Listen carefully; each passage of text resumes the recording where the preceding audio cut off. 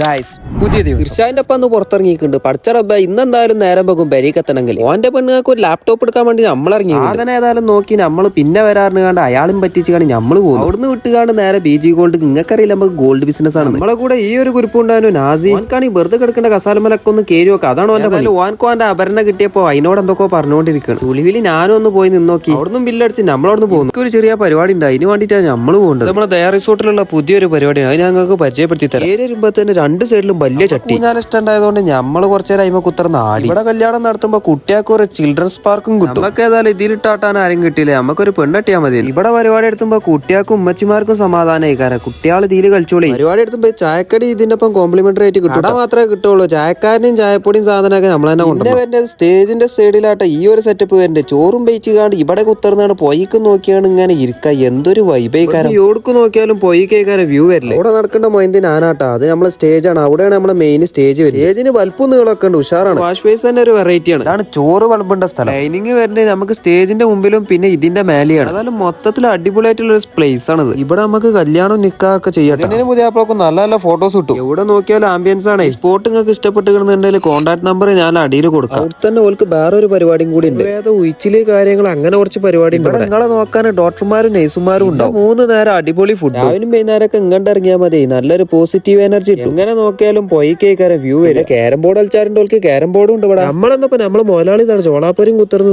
ഇതൊന്നും നോക്കില്ല. നമ്മളും അങ്ങോട്ട് കൂടി കൂടും. നമ്മളെ ഷെഫീക്ക് ഇവനാണ് ഇവിടുത്തെ മാനേജ്മെന്റും കാര്യങ്ങളൊക്കെ. നമ്മൾ നിൽക്കേണ്ട ഈ ബിൽഡിങ്ങിന്റെ മേലെ നോക്കിയാൽ നല്ല കിഡിലായിട്ട് നമ്മളെ സ്പോട്ട് കാര്യങ്ങളൊക്കെ കാണാൻ പറ്റും. അത് നമ്മളങ്ങോട്ട് പെരീക്കും. നമ്മുടെ നാട്ടില് പുതിയ പമ്പ് വന്നപ്പോ നാട്ടിലെ കുപ്പി മൊത്തം തീർന്നുകൊണ്ടു. അത് നമ്മള് നേരെ ഓക്സിജൻ വേറൊന്നുമല്ല. ഇവന്റെ ലാപ്ടോപ്പ് നോക്കാൻ വേണ്ടിട്ടാണ് നമ്മള് വീണ്ടും വന്നിട്ടുണ്ട്. നമ്മള് ചെറുതായിട്ട് ഈ ഒരു സാധനം കൂടി നോക്കാനാണ് നമ്മളിവിടെ കേറിയിട്ടുള്ളത്. ഇൻഷാല്ലാ പഠിച്ചോന്റെ വിധി ഉണ്ടെന്ന് നമുക്ക് പെട്ടെന്ന് എടുക്കാം. ഫോൺ എടുക്കണെന്ന് വെറുതെ പറഞ്ഞപ്പോ 2 ആൾക്കാർ കേറി വന്നു.